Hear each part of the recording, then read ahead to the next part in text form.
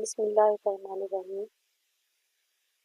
अस्सलाम वालेकुम dear student, I am Nusrat, subject specialist in physics at division and public school and college Sahiwal. Students, हम second year की physics chapter number 21 nuclear physics पढ़ रहे हैं और आज हमने दो अहम टॉपिक पढ़े हैं जो इस चैप्टर के आखिरी दो टॉपिक्स हैं।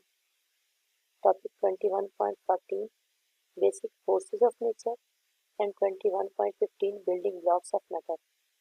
स्टूडेंट्स, आज इस लेक्चर में मैं आपको इन दोनों टॉपिक के बारे में बताऊंगी और बिल्डिंग ब्लॉक ऑफ मैटर के साथ बेसिक फोर्सेस का रिलेशन क्या है वो भी बताऊंगी। तो इससे पहले कुछ previous knowledge. What is matter? Matter क्या है? Anything which carries weight and takes space is called matter. What is force? Force क्या है? Agency of doing work is called force. What are the constituents of nucleus? Nucleus किससे मिलके बना है? Nucleus is composed of proton and neutron. तो अपने lecture की तरफ चलते हैं। स्टूडेंट्स, इस पिक्चर में आपको एक ये लूप दिखाई दे रहा है। एक्चुअल में ये यूनिवर्स का मैप है।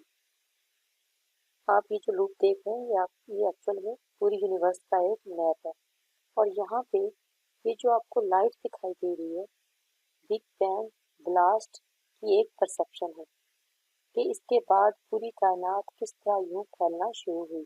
देखें, जब कायनात की एग्जिस्टेंस नहीं थी तो यहाँ एक सिंगल एनर्जी स्पॉट था।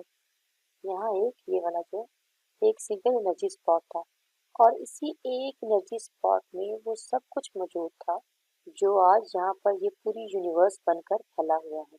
जो ग्रेट माइंड्स हैं जैसे आइंस्टाइन का माइंड, आइंस्टाइन के माइंड में एक बड़ा कॉमन सा क्वेश्चन था कि what is the governing force of the universe, कि आखिर इस कायनात की कौन सी फोर्स है जो कि इस यूनिवर्स को गवर्न करती है। फिर उसी इमेज पे चलते हैं। तो अभी तो हम देखते हैं ना कि बहुत सारी फोर्सेज हैं जैसे कि ग्रेविटी है, electric force, magnetic force, week nuclear force, strong nuclear force, और इनकी एग्जिस्टेंस तो तब है ना जब ये सारा मैटर क्रिएट हुआ हो। जब कुछ भी नहीं था तो तब ये चारों फोर्सेस किस एक सिंगल टर्मिनोलॉजी में थी या किस एक सिंगल शेप में थी। तो यही क्वेश्चन था आइंस्टाइन के माइंड में कि वो चाहता था कि वो इन फोर्सेस को अलग अलग ना देखे बल्कि मैं देखूं कि ये चारों फोर्सेस किस एक सिंगल फोर्स का आउटकम है। तो स्टूडेंट्स, ये क्वेश्चन आपने भी अपने माइंड में रखना है।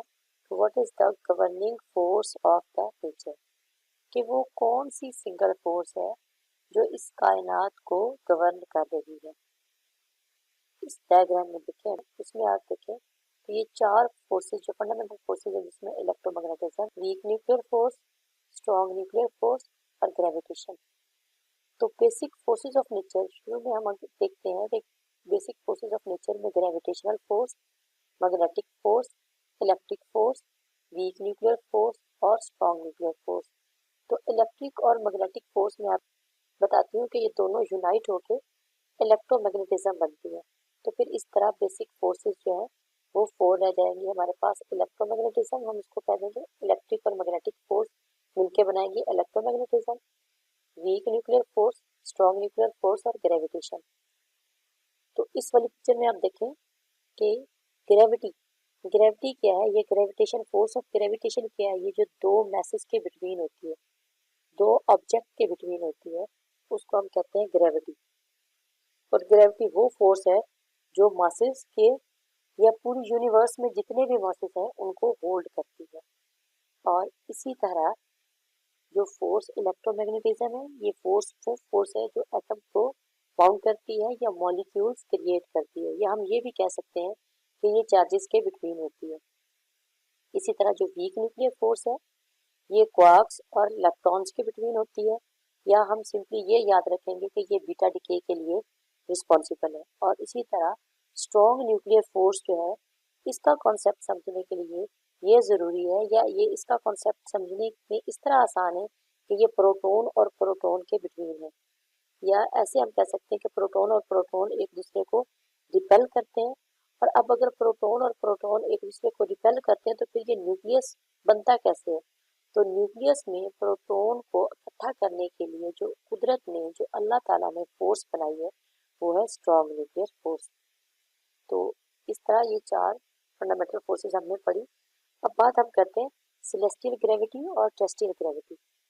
तो ग्रेविटी क्या थी, मैंने आपको पहले भी बताया कि जो मैसेज को होल्ड करती है, जो दो मैसेज के बिटवीन होती है यूनिवर्स में, उसको हम कहते हैं ग्रेविटी।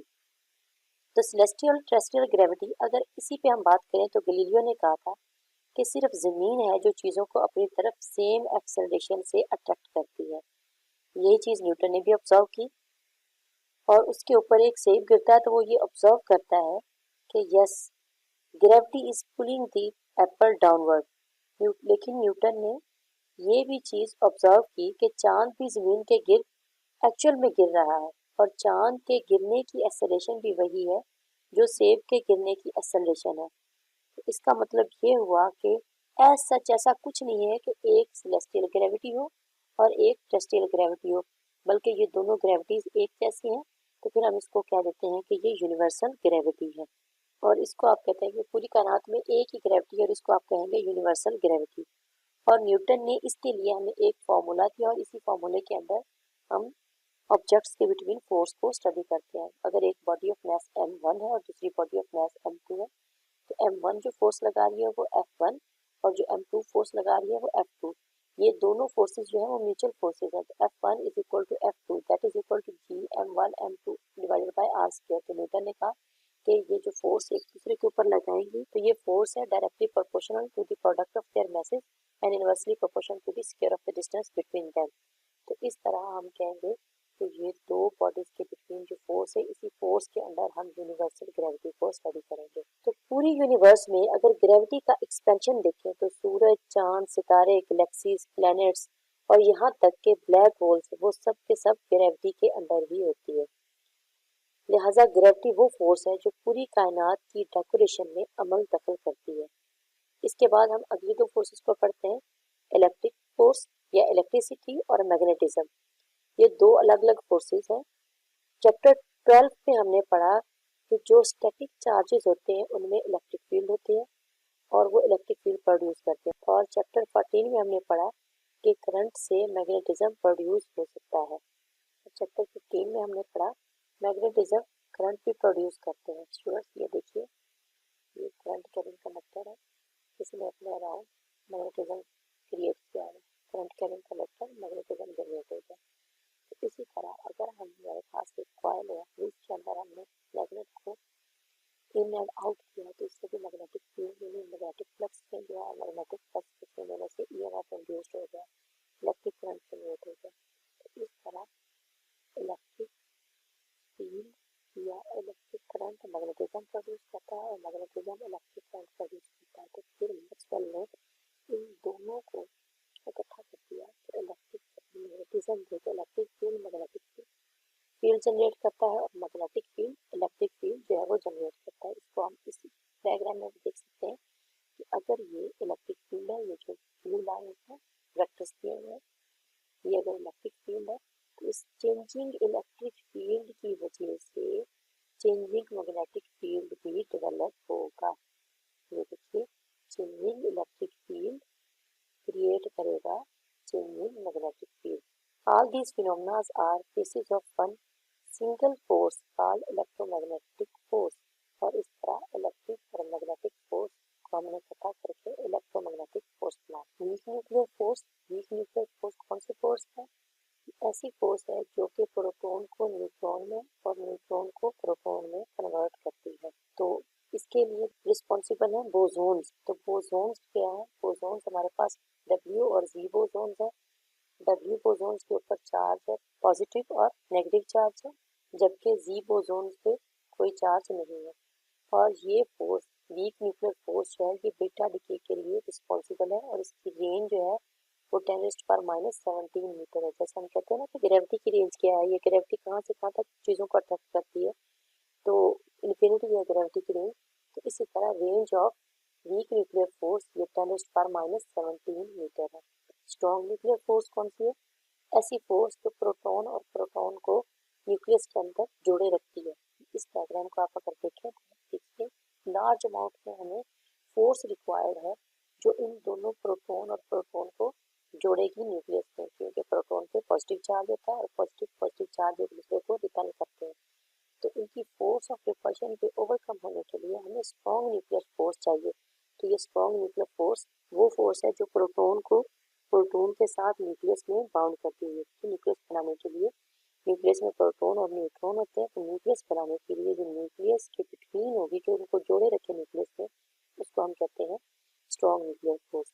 इसी तरह जो प्रोटॉन जो है वो अप और डाउन क्वार्क से मिलकर बने, दो अप और एक डाउन क्वार्क, और इन क्वार्क्स को जो आपस में जोड़ रही है, देखिए ये जो स्प्रिंग लाइक स्ट्रक्चर है उसको हम ग्लूऑन कहते हैं। तो ये इनको जोड़ने के लिए भी इनके बिटवीन फोर्स है। इसी तरह ये जो है ये न्यूट्रॉन है, एक अप और दो डाउन क्वार्क से मिलकर बने, तो इनके बिटवीन भी ये फोर्स है। तो स्ट्रॉन्ग न्यूक्लियर फोर्स वो फोर्स है जो प्रोटॉन को प्रोटॉन से जोड़ती है न्यूक्लियस बनाने के। यूनिफिकेशन ऑफ फोर्स अगर हम देखें तो इलेक्ट्रिसिटी और मैग्नेटिज्म, जैसे अभी मैंने आपको पहले डायग्राम से समझाया, तो इलेक्ट्रिसिटी और मैग्नेटिज्म ये दोनों को कंबाइन किया जेम्स क्लार्क मैक्सवेल ने, और ये इलेक्ट्रोमैग्नेटिक फोर्स बनी या इलेक्ट्रोमैग्नेटिक वेव्स उसने कहा कि हमें दी। अब इलेक्ट्रोमैग्नेटिक या इलेक्ट्रोमैग्नेटिज्म वीक न्यूक्लियर फोर्स के साथ जब यूनिफाई हुए तो ये इलेक्ट्रो वीक फोर्स बनी, और इसको ग्लाशो विनबर्ग और डॉक्टर अब्दुल सलाम ने इनकी यूनिफिकेशन दी। तो electromagnetic and week nuclear force जब ये दोनों यूनिफाई होती है तो इलेक्ट्रो वीक फोर्स बनाती है। अब इलेक्ट्रो वीक फोर्स और अगर स्ट्रॉन्ग न्यूक्लियर फोर्स ये दोनों मिलेंगी तो तब बनेगी ग्रैंड यूनिफाइड थ्योरी। और ये किस एनर्जी पे है? At 10⁻15 billion electron volt. लेकिन स्टूडेंट्स इतनी ज़्यादा अमाउंट में एनर्जी हमारे पास नहीं है, तो ये अभी तक मुमकिन नहीं हो सका कि इलेक्ट्रोवीक फोर्स और स्ट्रॉन्ग न्यूक्लियर फोर्स यूनिफाई हो जाए, क्योंकि इतनी ज़्यादा अमाउंट में एनर्जी हमारे पास नहीं है। अगर किसी तरह ये मुमकिन हो सका, साइंटिस्ट इसी काम में लगे हैं कि अगर किसी तरह ये मुमकिन हो सका कि इलेक्ट्रोवीक फोर्स और स्ट्रॉन्ग न्यूक्लियर फोर्स अगर यूनाइट हो जाएंगे तो उस वक्त ये ग्रैंड यूनिफाइड थ्योरी होगी।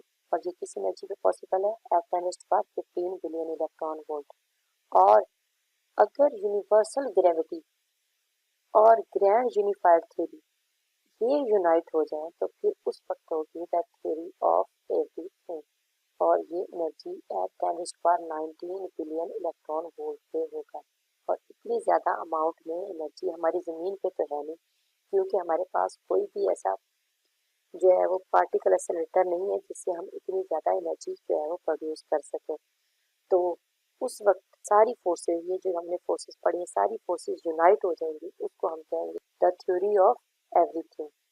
तो ये था आइंस्टाइन का ख्याल या उसकी सोच कि कौन सी फोर्स है, कौन सी ऐसी सिंगल फोर्स है जो कि पूरी यूनिवर्स को होल्ड करती है या पूरी यूनिवर्स को गवर्न करती है। अगर ये किसी तरह मुमकिन हो गया कि ये सारी फोर्सेस इकट्ठी हो जाए तो उस वक्त वो बनेगी the theory of everything.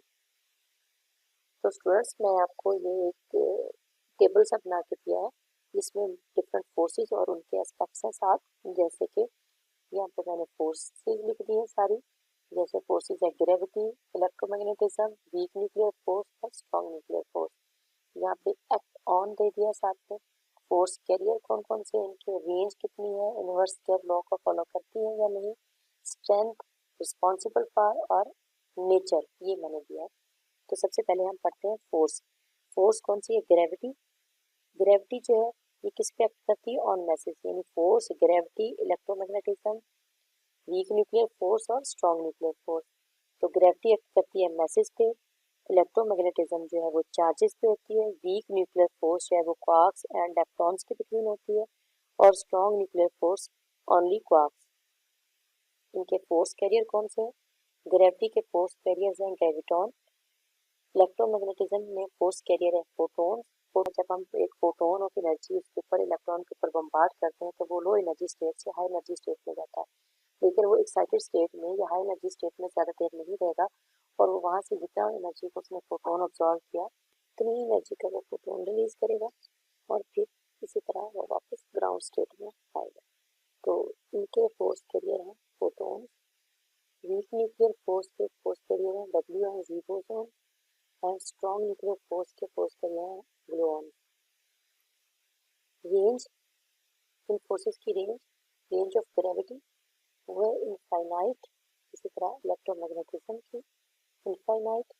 Week nuclear force की रेंज है 10⁻17 मीटर और स्ट्रॉन्ग न्यूक्लियर फोर्स की रेंज है 10⁻15 metre. Inverse square law, gravity जो है वो ओबे करती है इनवर्स स्क्वायर लॉ को।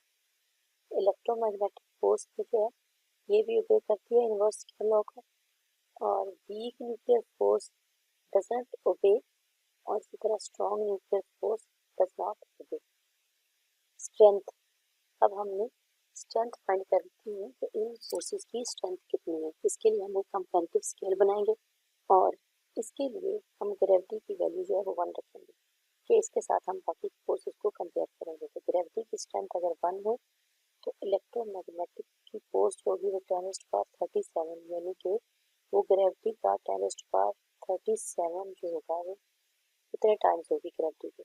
और इसी तरह week nuclear force 10⁻25 of the gravity, और इसी तरह स्ट्रॉन्ग न्यूक्लियर फोर्स जो है वो 10⁻42 टाइम्स ऑफ द ग्रेविटी होगी। Responsible for universal topology and moon and ocean you and me, यानी ग्रेविटी जो है ये किस किस के लिए रिस्पॉन्सिबल है। हमारी जो कायनात की खूबसूरती है, हमारी जो यूनिवर्स की खूबसूरती है, यह वो अपनी ही जगह पे मौजूद है हर एक चीज़, तो उसके लिए रिस्पॉन्सिबल है ग्रेविटी। इलेक्ट्रोमैग्नेटिक फोर्स ये रिस्पॉन्सिबल है फॉर एटम्स एंड मॉलिक्यूल्स।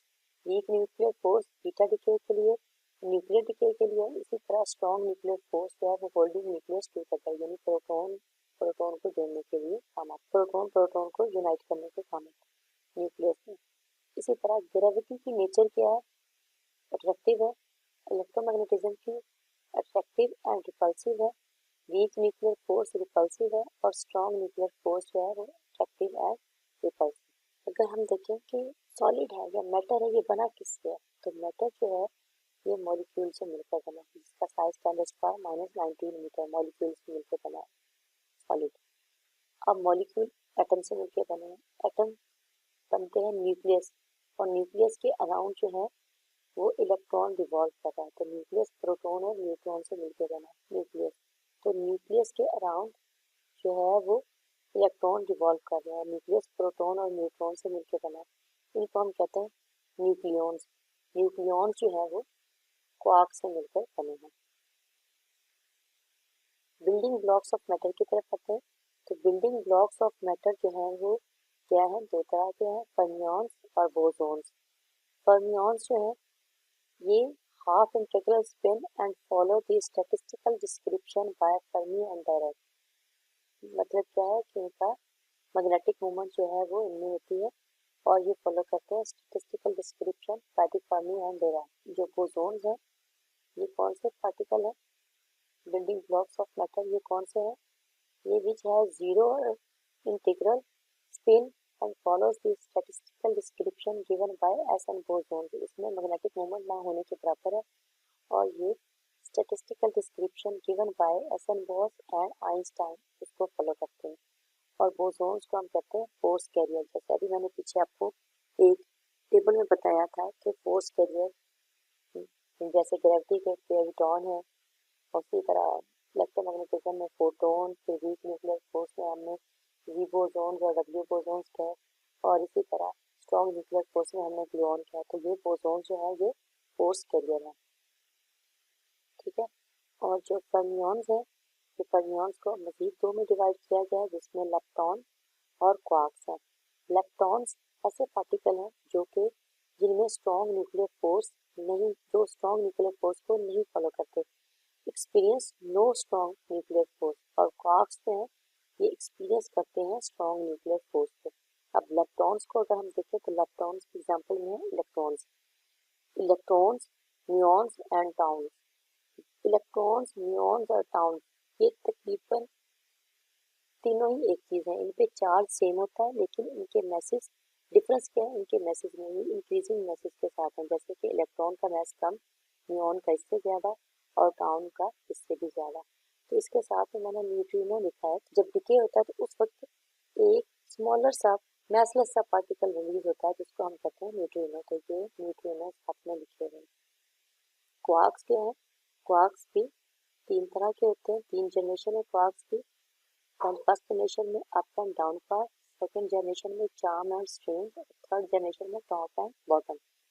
अब जो ये फर्स्ट सेकंड और थर्ड जनरेशन में है, फर्स्ट जनरेशन में जो क्वार्क, इन तीनों जनरेशन के जो क्वार्क्स हैं जैसे कि up down strange charm top and bottom, तो अप चार्म एंड टॉप, इन तीनों के चार्ज सेम है लेकिन इनके मैसेज क्या है? इंक्रीजिंग मैसेज है।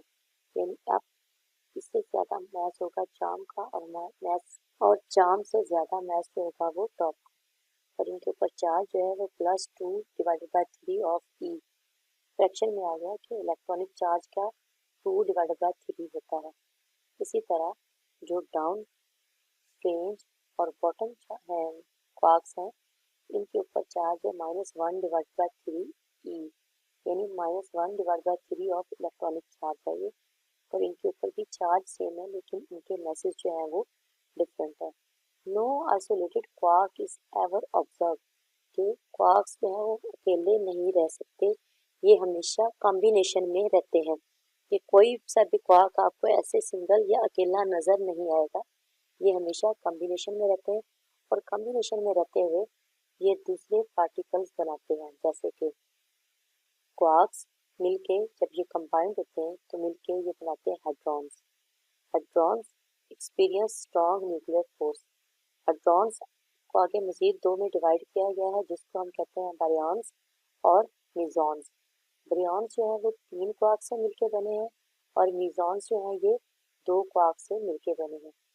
बारियॉन की एग्जांपल होगी प्रोटॉन और न्यूट्रॉन। वैसे तो बहुत सारे पार्टिकल्स हैं लेकिन जो हमें जिनसे ज़्यादा फेमिलियर हैं वो है प्रोटॉन और न्यूट्रॉन। और इसी तरह जो मीजॉन्स हैं ये पाई इसकी एग्जांपल, या क्योन्स या पाइमेजॉन्स। और प्रोटॉन और न्यूट्रॉन ये एग्जांपल हैं बारियॉन्स की, और इसी तरह पाइमेजॉन्स। अब ये अगर मिलते हैं तो उस वक्त बनेगा न्यूक्लियस। ठीक है, तो न्यूक्लियस, अगर न्यूक्लियस के साथ हम लेप्टॉन को मिला दें, यानी लेप्टॉन्स जो है वो इलेक्ट्रॉन है, तो इलेक्ट्रॉन न्यूक्लियस के साथ मिल जाएगा तो क्या बनेगा? एटम। एटम को एटम के साथ जोड़ने के लिए जो है वो हमें फोर्स कैरियर चाहिए, मतलब कि बोसॉन्स चाहिए। प्रोटॉन और न्यूट्रॉन किससे मिलके बने? 2 अप क्वार्क और एक डाउन क्वार्क, ये मिलके क्या बनाएंगे? प्रोटॉन। और इसी तरह न्यूट्रॉन, एक अप और 2 डाउन क्वार्क मिलके न्यूट्रॉन बनाएंगे। अगर आप इनके चार्ज देखें तो क्या है? अप क्वार्क्स पे चार्ज होता है 2 डिवाइड बाय 3 ऑफ ई, तो 2 divide by 3 E plus 2 divide by 3 e minus 1 divide by 3 ई, तो आपके पास आंसर आएगा ई के इक्वल, जो कि चार्ज ऑफ इलेक्ट्रॉन। अगर न्यूट्रॉन का चार्ज हम देखना चाहें तो 2 divide by 3 e minus 1 divide by 3 e minus 1 divide by 3 e equal to 0, तो no charge on neutron. Generation of matter. Generation of matter, matter की जनरेशन कितनी है? मैटर की भी 3 तरह की जनरेशन है, जैसे क्वार्क्स की, इसी तरह यहाँ पे भी है इलेक्ट्रॉन, म्यूऑन और town. Electron first generation of matter क्या होगी? जब आपके पास एटम इस तरह बने कि उसमें जो प्रोटॉन है वो 2 अप और एक डाउन क्वार्क से बने, और न्यूट्रॉन एक अप और 2 डाउन क्वार्क से मिलके बने, तो उस वक्त जो इसके अराउंड रिवॉल्व करने वाला चार्ज होगा वो इलेक्ट्रॉन होगा। तो इसको हम कहते हैं फर्स्ट जनरेशन ऑफ मैटर। अगर मैटर की एनर्जी इंक्रीज हो या किसी हायर स्टेट में हो और उस वक्त इसका प्रोटॉन 2 चार्म और एक स्ट्रेंज क्वार्क से बने, और उसका न्यूट्रॉन एक चार्म और 2 स्ट्रेंज क्वार्क से मिलके बने, इस न्यूक्लियस के अराउंड पार्टिकल मूव करेगा, उसको हम कहेंगे muon. Second generation of the matter होगी।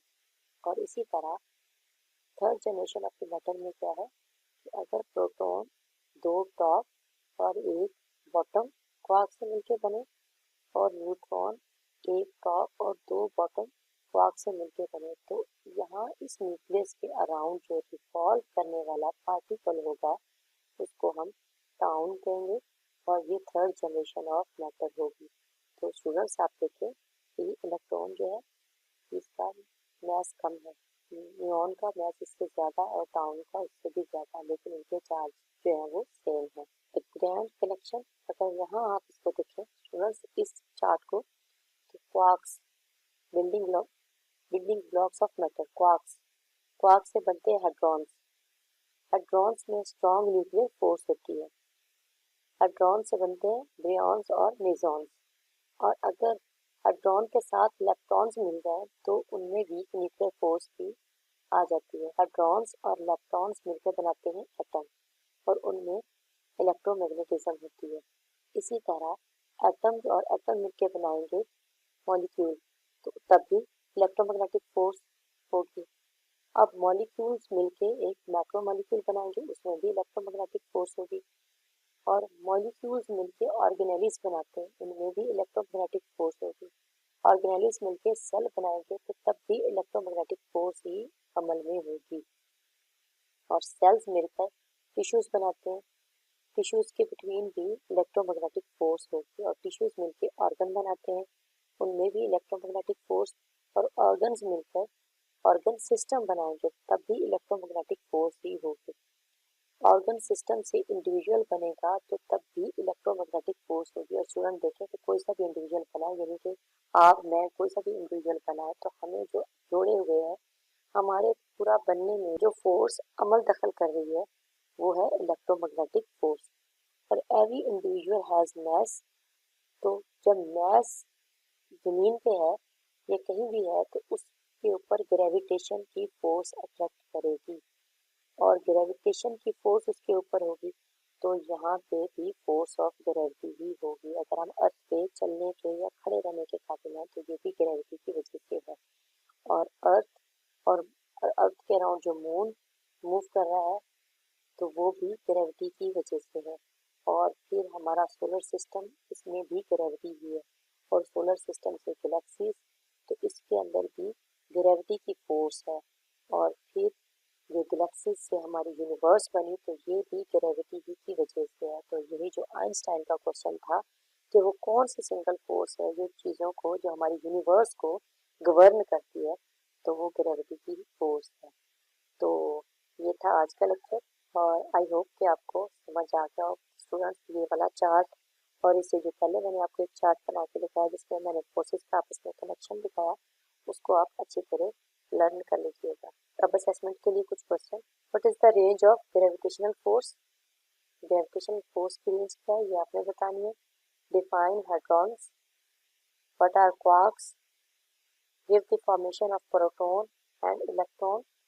यानी प्रोटॉन और इलेक्ट्रॉन किस तरह क्वार्क से मिलकर बनते हैं ये आपने बताना है और साथ में आपने इनका चार्ज भी फाइंड करना है। Give the charge on each quark. और क्वार्क जो है मैंने आपको बताया था सेट ऑफ 6 क्वार्क था, तो उनके ऊपर जो चार्ज है जो कि इलेक्ट्रॉनिक चार्ज के कितना फ्रैक्शन में है तो वो आपने बताना है। अपना बहुत सारा ख्याल रखिएगा, खुश रहें, अल्लाह हाफिज, अस्सलाम वालेकुम, थैंक यू।